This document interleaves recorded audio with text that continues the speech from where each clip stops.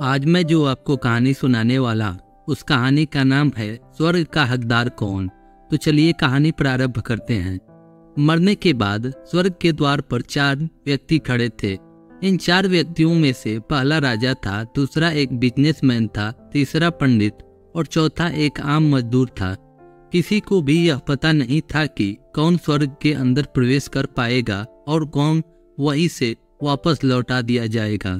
सब स्वर्ग का दरवाजा खुलने की राह देख रहे थे और आपस में बात कर रहे थे।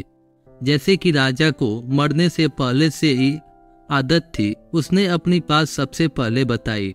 राजा ने कहा, मैं बहुत प्रख्यात राजा हूँ। मैंने धरती पर अपना बहुत नाम कमाया है, इसलिए पूरी संभावना है कि मैं ही स्वर्ग में जाऊंगा। फिर व्यापारी ने अपनी बात सामने रखी। वह बोला, मैंने धरती पर खूब धन कमाया है और उस धन से मैंने सैकड़ों लोगों की मदद की है, इसलिए मैं ही स्वर्ग का हकदार हूँ।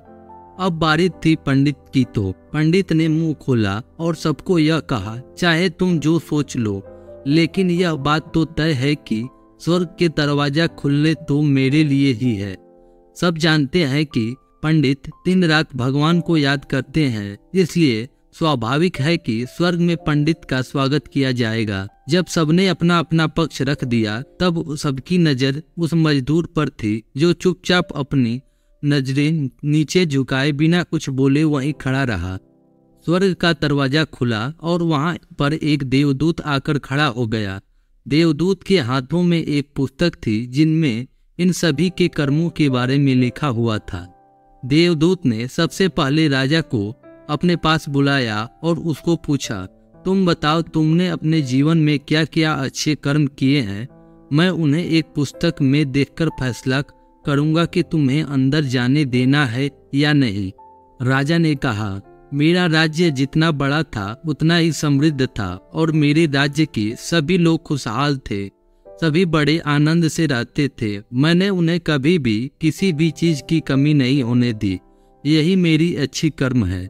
देवदूत ने अपने पुस्तक में देखा और देखने के बाद राजा से कहा, तुम सच बोलते हो। तुमने अपने राज्य की प्रजा को बहुत सुखी रखा था, लेकिन तुमने अपने राज्य की सीमा बढ़ाने के लिए जितने युद्ध किए थे, उन युद्ध की वजह से हजारों सैनिकों ने अपनी जान गंवा दी थी। उन हजारों सैनिकों के परिवार के दुख का कारण तुम बने थे, इसलिए तुम स्वर्ग में नहीं जा सकते। अब बारी थी व्यापारी की। व्यापारी से जब देवदूत ने पूछा कि तुमने अच्छे कर्म क्या किए हैं, तब व्यापारी ने उससे कहा, मैंने सैकड़ों लोगों को खाना खिलाया है, कई आश्रमों में दान किया है, कई लोगों के लिए घर बनाकर दिया है।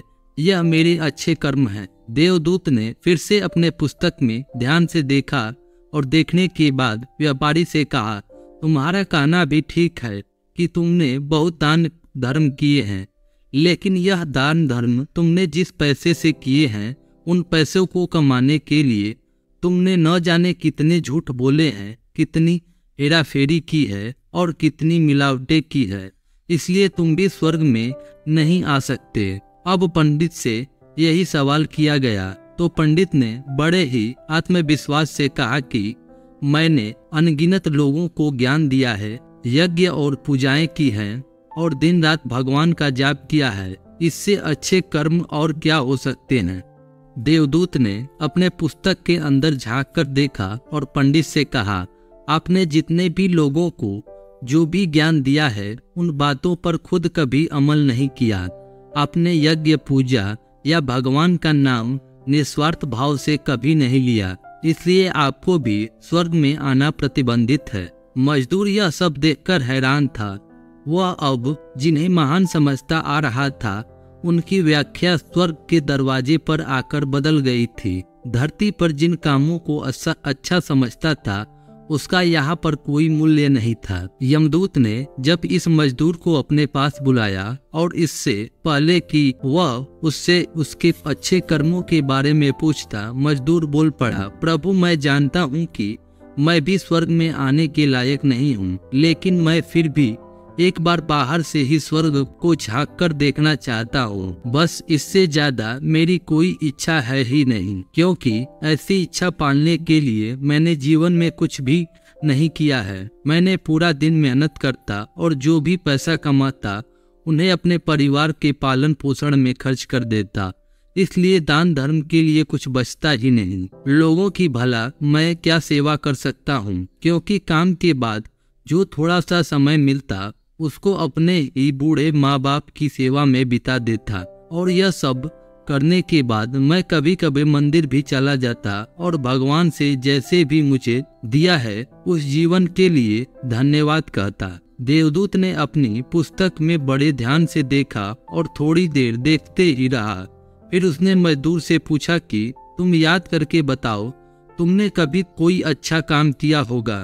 मजदूर ने थोड़ी देर सोचने के बाद बोला, हाँ मुझे थोड़ा थोड़ा याद है।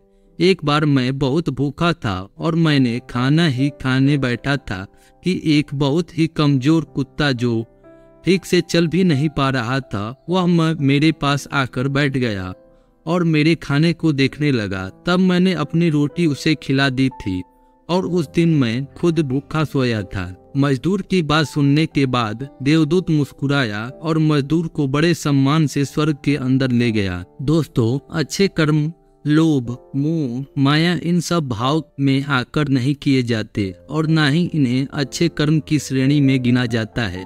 निस्वार्थ भाव से किया गया एक ही अच्छा कर्म भी आपके जीवन के सारे पाप धोने की शक्ति रखता है।